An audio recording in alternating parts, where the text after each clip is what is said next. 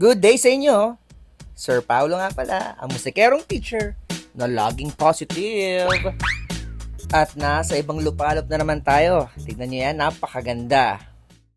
Hi viewers! At nandito na naman po tayo sa Binyang Lagunan sa South, sa lutong henerasyon na kung saan matagal na naming nadadaanan at nakikita pero hindi pa namin nasusubukan. So ngayon, susubukan natin siya. Siyempre, kainan na naman tayo. At kita nyo naman, up and down ito, na merong style lang sinaunang bahay at sinaunang panahon, na part at old heritage naman talaga ng mga taga-Binyan. Pag akyat pa lang namin dito, napakaganda na kaagad ng mga lightning dahil sa mga chandelier dito. Kaya naman feel na feel ng ating Athena ang pagrampa dito. At ito nga yung mga chandelier nila na nakaka-good vibes talaga sa place. At nung ambience nung lumang heritage. Ang luma ng dating pero ang social ng ambience. Nakakatuwa yung mga bintana, talagang yung style ay old na old. Sakto lang dating namin, wala pang gaanong tao, kaya maipapakita ko pa yung buong place dito sa taas. Tignan nyo naman guys, napakaganda. Ayan. See? At dahil nga nasa taas kami, pwede mo makita yung ibang place at mga establishment sa part na to ng Binyan na pwede ring makainan, pwede mabilhan ng kung ano-ano pa, ng mga milk teahan at kainan din. At dahil nga pa Christmas na, nakakatuwa yung Christmas tree nila na kamotif din nung kanilang place. Ayan o. So dahil nag-aantay tayo ng mga pagkain in order natin, sinusulit muna ni Athena yung place at panay ang posing. Hello! At dumating na nga ang ating pagkain with matching aura ni ate. Siyempre, di mawawala ang favorite soup ni Athena, sinigang. Kanin, siyempre. Na bakit parang ang dami? At susubukan namin yung kaldereta nila. Ayan, napakaganda ng itsura. And first batch pa lang po yan. May kasunod pa. Ayan na siya. At with aura ulit ni ate.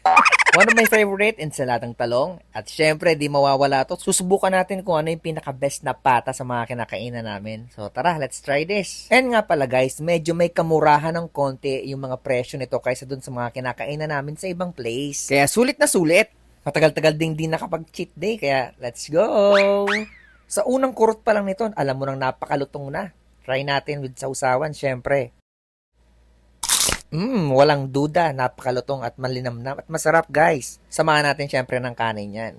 Quality sa sarap guys. Pagdating naman sa laman guys, napaka-tender at napakalambot, napakainit, pero masarap. So kung napapansin nyo, hindi talaga ako makain masyado. Puro ulam ang binabanatan ko dyan, lalo na yung crispy patang yan. Ngayon naman, subukan natin tong ensalada guys. Tignan nyo yung itsura niyan. Maraming talong, masarap na bagoong at ma-juicy. So ihalo muna natin yung alamang. And let's try this now. Kailangan pantay yung kamatis, sibuyas at yung talong at yung alamang syempre. Ngayon sa lasa, napaka-fresh ng talong guys oh. And approve! Ngayon naman, lipat tayo ng pwesto pero ganun pa rin. Tuloy pa rin tayo guys. Kain lang tayo ng kain. Kasi masarap talaga yung pagkain at nakakagana yung ambience. Here's another bite from my ensaladang talong. And syempre, hindi lang ako nag-i-enjoy dyan. Nag-i-enjoy din yung dalawa dyan sa gilid ko. Subukan naman natin tong kaldereta. As you can see sa itsura pa lang, talagang masarap na to. Susubukan natin to guys. Syempre, maraming ulam, konting kanin. And let's go! At syempre, itong sinigang na napaka-asim na gustong-gusto talaga ni Athena. Murang-mura pero ang daming laman guys. And lastly, dahil tapos na tayo, ito ang nagpakompleto ng satisfaction ko. Yung napakasarap nilang cucumber juice. Lasang-lasa mo yung cucumber at napakalamig, napakasarap. Saktong-sakto lang yung tamis.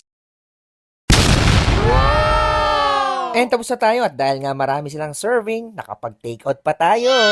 Thank you, Lutong Henerasyon, and thank you for watching guys.